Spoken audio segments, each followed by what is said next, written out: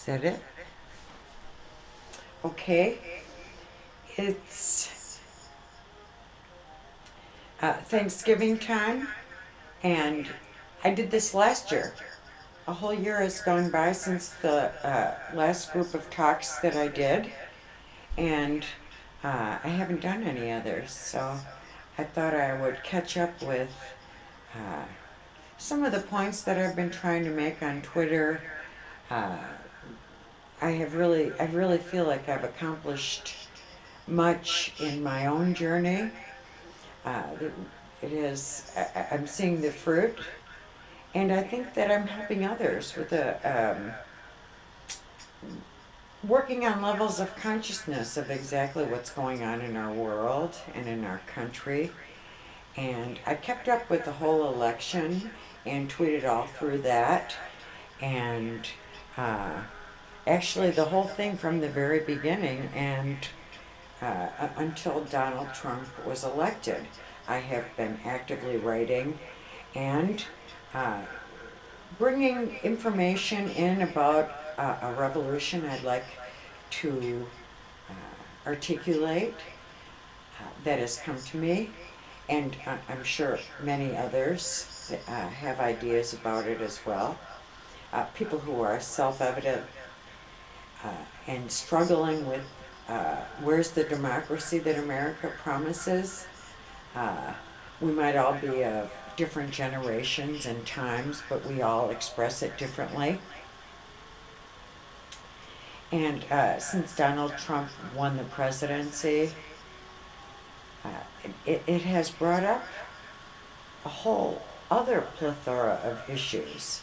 And even if Hillary was elected, same thing, because you can't make the changes and make a democracy occur with what's been going on progressively over a long period of time, and actually since all of us have come here.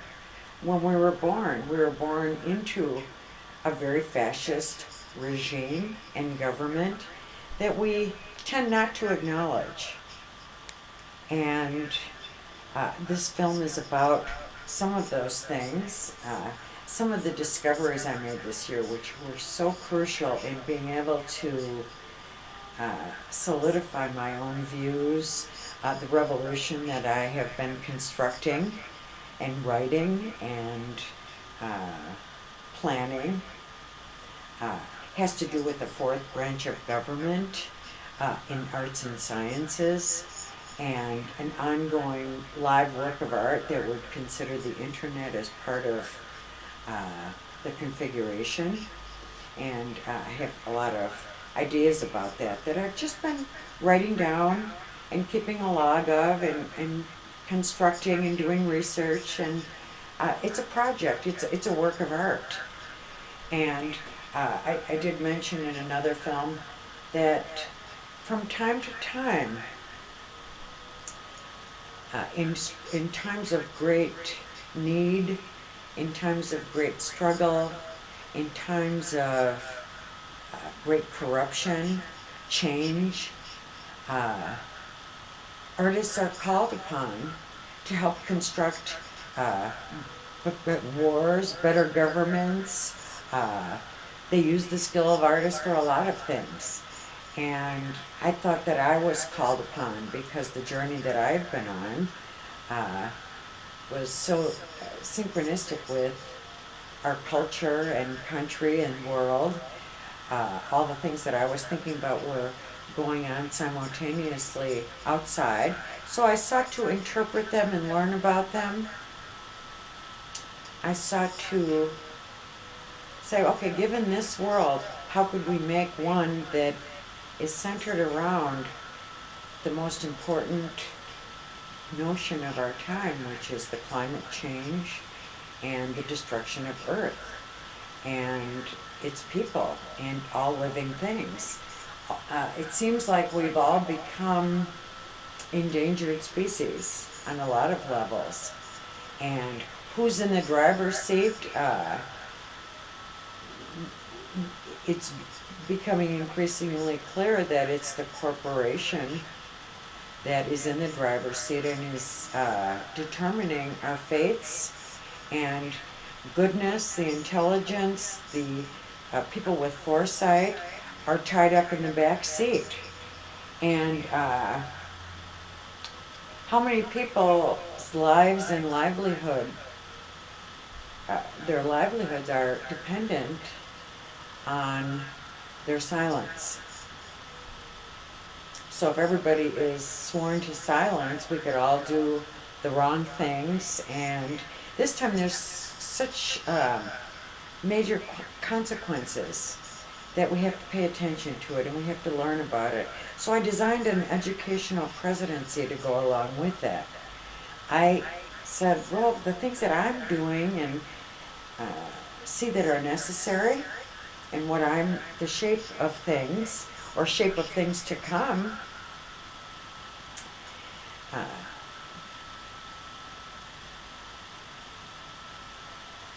are like apples and oranges with the current election cycle. I didn't even feel like there was a place that talked about the things that were in my entire thesis. So I thought, well, be that outsider. So that was one thing that happened this year, is just not to decide not to go, excuse me, to go with the mainstream, but to go with the ideas and the vision itself. And that was very relevant because I came up with this notion that Washington is really fossilized, and the corruption of the presidency that I personally experienced, which are in my other films, that I have personally experienced, is really the problems of not having a democracy and having this secret shadow government underneath, which is very fascist. So when Donald Trump was elected, I saw that, well, they're just manifesting on an outside what's really been hidden for the longest time. And, thinking there's a lot of different areas I'd like to get into about that. But in my government, it's in California. And I think about 1 in 10 people, 1 in 10 citizens lives in California. So that's not so strange. And I also thought of the meridians of Egypt in the Melchizedek teachings. He does all the crystal and energetic ideas underneath the earth. Not underneath the earth, but underneath the layers. And the points and meridians of energy are directly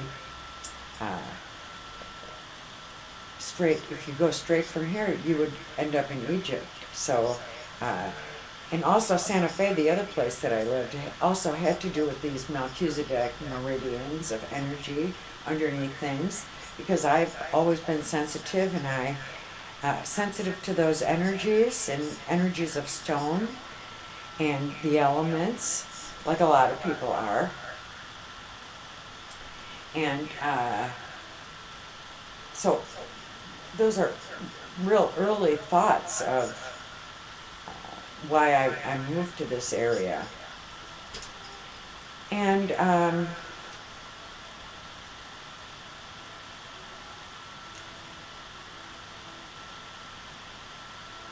Santa Barbara is right in between San Francisco and LA.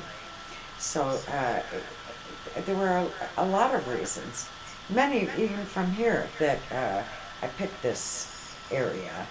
And to redo a democracy as brand new and have a first president like George Washington after a revolution started to be an idea that I rolled with. For example, a first presidency would imply that we've really come to terms with the fact that we don't have a democracy, and in this fossilized Washington that doesn't work and that's really outdated and that has outdated systems and programs, wouldn't it be nice to start something completely new with people who are um,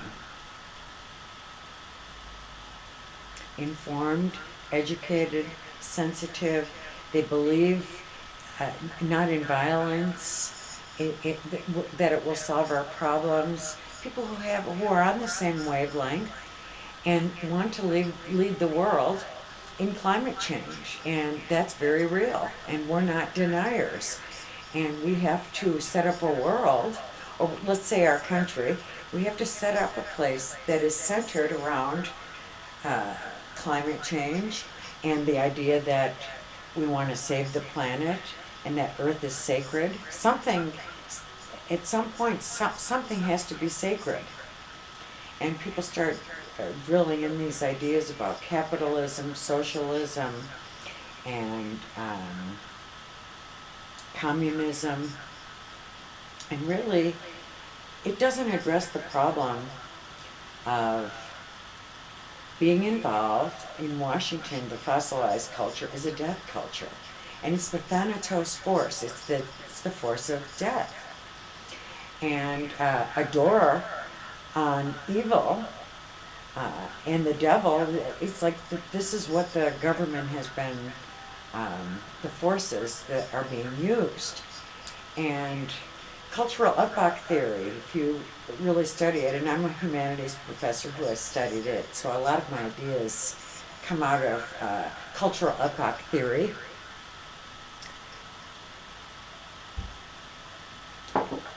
That we have all forces balancing each other on the earth, and when they're not, one force prevails, it could be to all of our detriment, and we are seeing that. And the signs are there. The signs are everywhere of this corruption and this fatality that feels like Washington, that they never make any decisions where we win. That was one thing I thought Donald Trump expressed well, that America doesn't win anymore. I can't think of a time that we have won from one of our wars or some of the things we decide to invest all of our energy in do not have to do with the people, but with this shadow CIA government that controls presidents. And then it became clear to me that we have to create something on the side over here that could eventually evolve into a real democracy. So that's the origin of some of this. I'll go on to express more of it. And just keep in mind, I'm not a filmmaker here. This is all difficult for me. One day I will, God willing, do a film. But this is really to get some points across and to articulate a vision, to articulate what happened to me this year, some of my revelations during the long presidential campaign. Caffeine is another word for it. And just to give you a review of some of the concepts that I've put forth. For example, with Thanatos, and it really goes along with the Sodom and Gomorrah butthole government. And that's a crude way of putting something. But when you are using a particular force and locking out all others, you can't make decisions that are in the highest light or in the highest good. And you feed off of war energy, you feed off of death, you feed off of that kind of sexuality. And not that I'm making a judgment about it. How could I? It's a form, but see, it's not the only form, and we shouldn't exclude all other forms, and which is like the life force. And that's why we even have somebody denying climate to begin with, or to deny climate change. This is a Thanatos government and way of thinking that has been around as long as we have, and we have nuclear warheads pointing everywhere to prove that point. They were here when we got here. That form of thinking was here when we got here. And in order to extract ourselves from this way of thinking and get to the life force, and there's another tree in the garden, by the way, and to be in life force and light is talking about a whole different ball of wax and a lot of things that could really be created for the future and for future generations. We are not working with the life force right now. We're working with Thanatos force. And life force is Eros. And it's we'll get into the mythology in those terms, but I think everyone knows when I'm talking about life force, what the difference between life and death is. And maybe that's something that we've confused the young with. In fact, I think even people are confused, governments are confused, that we don't go by life and death forces, we just, well, in order to get allowed in the club, you have to be a member of Skull and Crossbones, which is the Thanatos force. So in a lot of ways, we have subscribed to a certain form of energy that we're using to rule the world. How we go about things, and the corruption and the evil that has taken hold everywhere is part of this whole government configuration.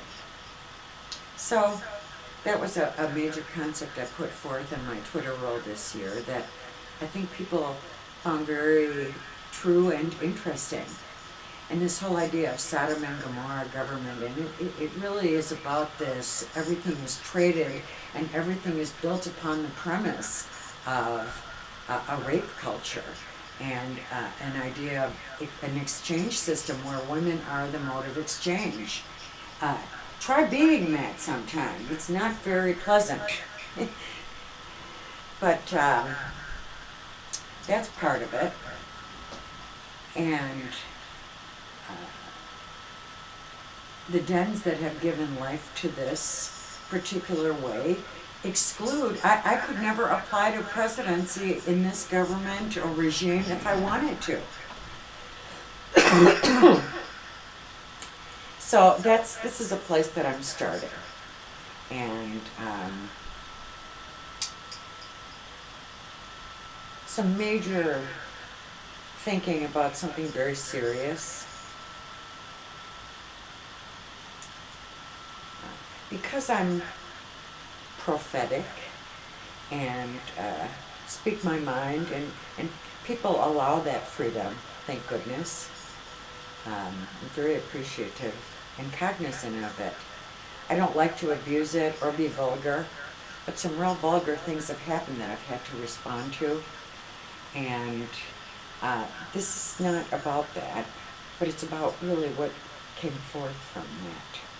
By experiencing every problem experientially and being the philosopher that I am, I was constructing a government as I was going along. And it's become very interesting, and that it would be very much the opposite of what is in Washington right now. It would be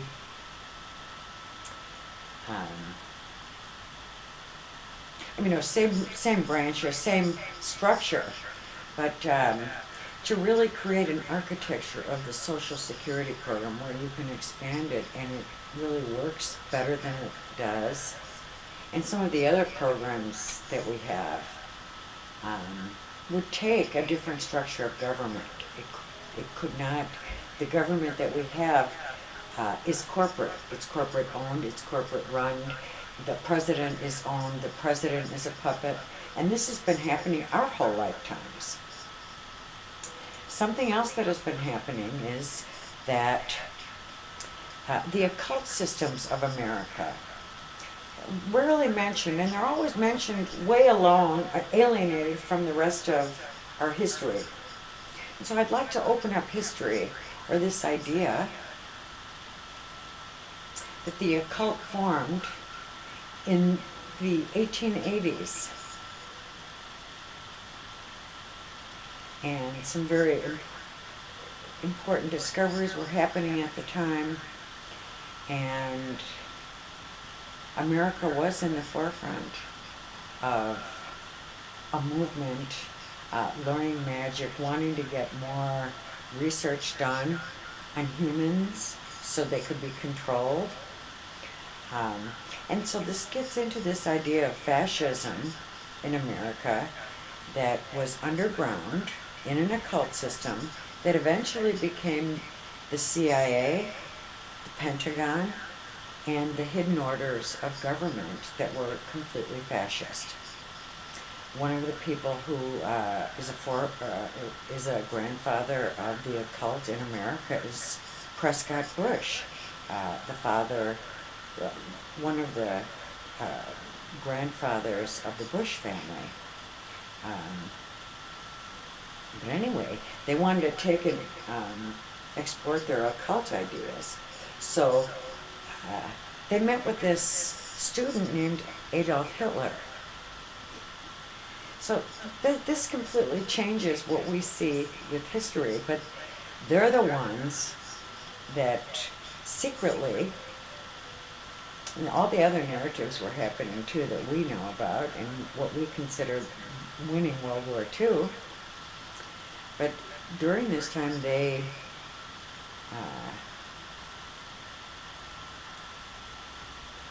were very much part of Hitler accomplishing his killing of the Jews. So that was happening. And Hitler had a son, and many other children from the Third Reich were secretly, at the certain time in the 40s, were brought to America to hide. And one of Hitler's sons is George Herbert Walker Bush. And throughout my dealings with them, and I am a seer who has helped when I know something or see something, I always bring information forth. Let me sit down again. So I have done that. So I have had dealings on a level of vision with all the presidents. But the Bush family was in my life a lot earlier. And they were protecting their lot of children, so they took Jewish families and they switched them around. So a lot of trouble happened within the families, and split apart families, and did research and laughed at it. And these are the things that I found out. And as a nurse for many years, I was always looking and watching what was happening, and it just didn't feel right to me.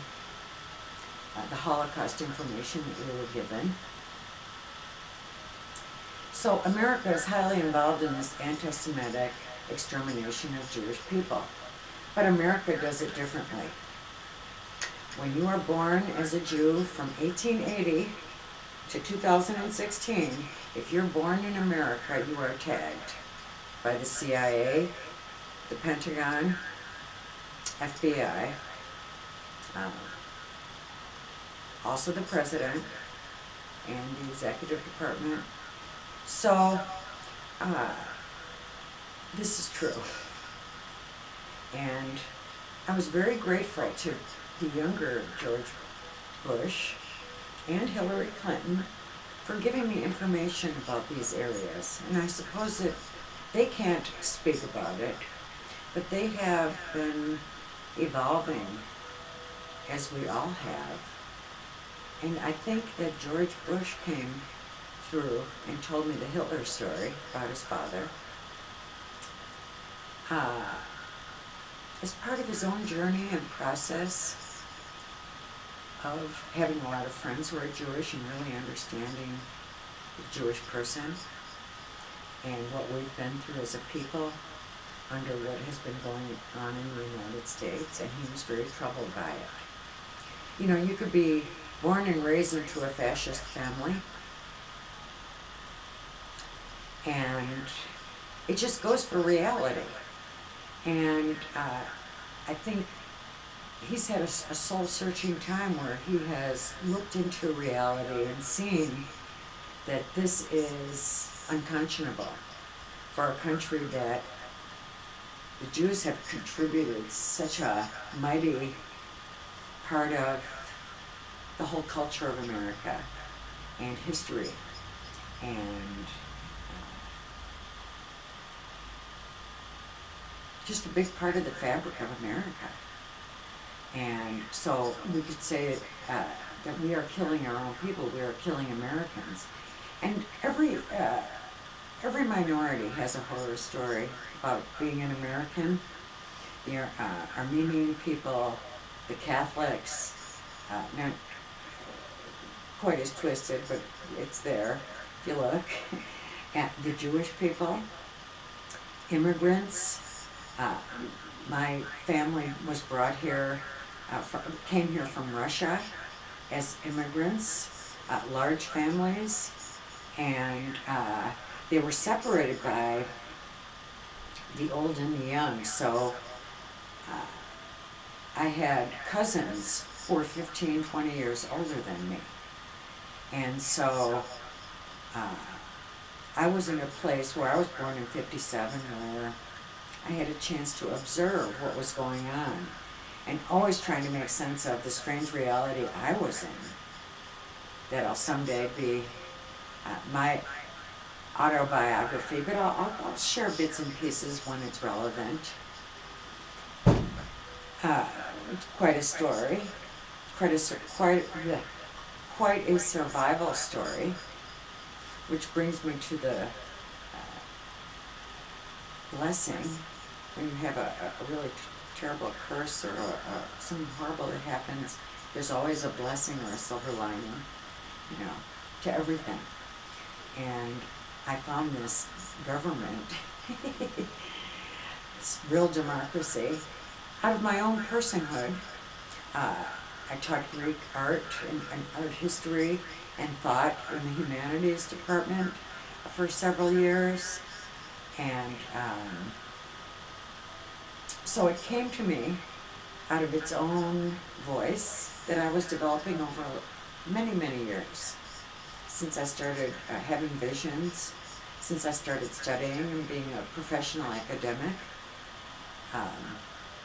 Not always having work, like right now I'm not working as an academic, but I think that that's coming up in the near future, that at least I'm teaching, and I believe that this is part of it. And I would, that's one of my goals for this coming year, is to develop a teaching program in the humanities, maybe online, possibly.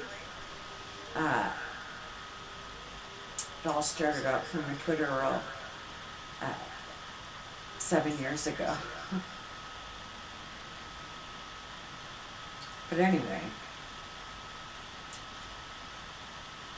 some of the things that are about this life force government would be that it focuses on being a template for the world. The first thing it thinks of is water, and how are we going to get our water, and what about drought, and what about storms, and what about those people we never hear about except for on the first night of the news, and how has that been operating as a coded system for exterminating Americans, not just Jews, Americans. And I started thinking about those kinds of things, and these are some of the forces that brought the vision together. So I know I'm a little scattered and I don't have a script, but reading the material over and over and coming up with scripts took me out of my time zone and into my writer, who never comes back, unless there are other people. And I've been on monk time. I've been a monk focusing on the government and how I would create this, and I've been critiquing what's been going on during the election process, which there's so much material to go on with that. And I did not take Donald Trump seriously enough. There's no way. He's never And he did. And now hindsight is 2020, and I see the spaces that I didn't see. But when I created this government, I had him in a position, and he might still like it now, because we're going to take over eventually. I don't know when, but if we did take over and we were the democracy, the coming to be of democracy, and there is a core group of people working on it and very interested in it, and I'd like to have many more and to have a real more definitive process going on.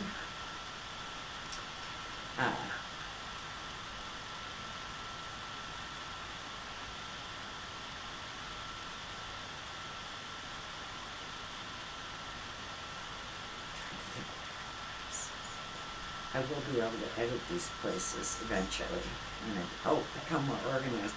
That's what it was. It's an occupational hazard. See, I go off into my thinking, and I'm a live thinker, an impromptu thinker who is a writer and a painter, and so I can go on that side of things quite easily. It doesn't take much. But if I'm really organized and working, I could be persuaded into doing my teaching and being a leader, traveling and so forth. It's just that I've been in this monk space for a long time, and it's an occupational hazard for me that whenever I start reading and getting into my writing, that I lose track of the real world. And so it doesn't lend itself to publishing and doing things that are on that very orderly side of the brain. So, and I would also like to say is that my government is structured about the human and the things that we know about brain work and brain research and brainwashing and ideas about freedom and how to safeguard our bodies and by copyright, that we are each an original fingerprint. It's the reason why we have fingerprints, is that we are each an original, and we have to start protecting those aspects of ourselves, whether it has to do with reproductive rights, that it belongs solely to me and my choices belong solely to me, and it has to do on every strata that we live in science, and how far can we go? Where are the lines and perimeters? Where can they be drawn? So I think these are issues of our time that I've personally experienced being a lab rat for the U.S. government. And how legal is that? And we can do whatever we want. And gee, I have a lot of other films about it, so let's not go there. But there's so many things that we could do in inventing a democracy. We could firstly have fun and start engaging in the life force. And the job that I had for Donald Trump was the most sophisticated reality show that's ever been done. And I was thinking like maybe Ava DuVernay, a filmmaker, would like to take this on as a project, this reality television, have a government channel so it's transparent, us building it and contributing and organizing this. So all different stratas can be involved and excited about it, and creating a whole recycled system where we have raw materials and people have access to things. And that would be like one of the first priorities of inventions, and we have clear-cut inventions that need to be streamlined into their use.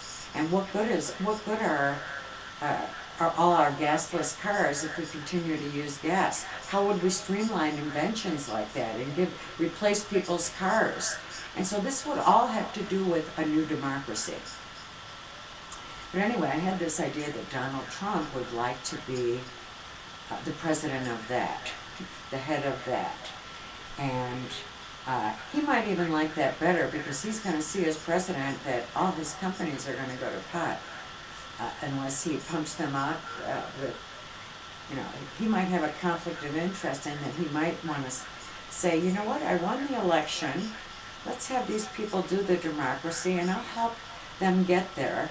And I'll actually build the building that we've designed, which is somewhat like the Apple building, only um, a little bit more functional for a government.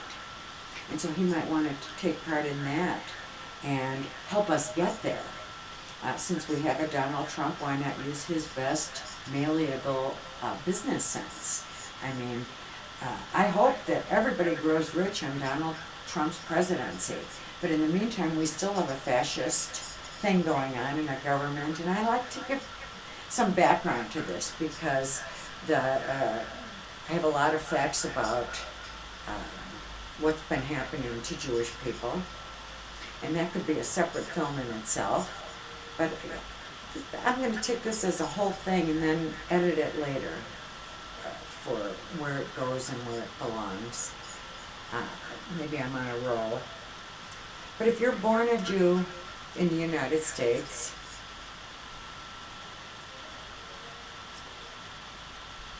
from 1880 to 2016, you are one of 30 million people who have either had their lives cut short or ruled by the U.S. government secretly. You probably won't have your loved one in their casket because they are brought for research or using for particular cheeses. And the whole idea of corporate cannibalism is very much an issue today.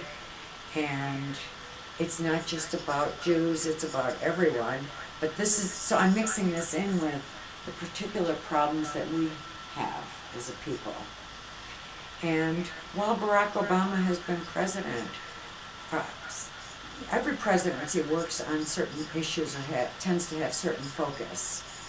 And the focus of this presidency has been race and gender.